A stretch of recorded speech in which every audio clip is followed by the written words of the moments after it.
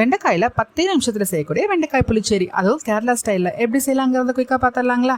அதுக்கு முன்னாடி video first time பார்க்குறவங்க இந்த மாதிரியான ஈஸியான புதுவிதமான முக்கியமாக சத்தான ரெசிபிக்கு இந்த சேனலை சப்ஸ்கிரைப் பண்ண மறந்துடாதீங்க. உங்களுடைய நலன் விரும்பிகளுக்கும் இந்த சேனலை ஷேர் செய்ய மறந்துடாதீங்க. 15 போல வெண்டைக்காயை நல்லா 1 இன்ச் அளவுக்கு கட் பண்ணிட்டு ஒரு பேனில் கொஞ்சமாக ஆயில் ஊற்றிட்டு கொஞ்சமாக உப்பு சேர்த்து இந்த வெண்டைக்காயை நல்லா ஃப்ரை பண்ணி எடுத்து ஒரு மிக்சர் ஜாரில் 1/2 கப் அளவுக்கு துருவின தேங்காய், 1 ஸ்பூன் அளவுக்கு சீரகம், 1 ஸ்பூன் அளவுக்கு வரமிளகாய் தூள், காஷ்மீரி மிளகாய் தூள், இது ஆப்ஷனல் தான், கொஞ்சம் மஞ்சள் தூள், தண்ணி சேர்த்து நல்லா பேஸ்ட் மாதிரி அரைச்சி எடுத்து வச்சுருங்க.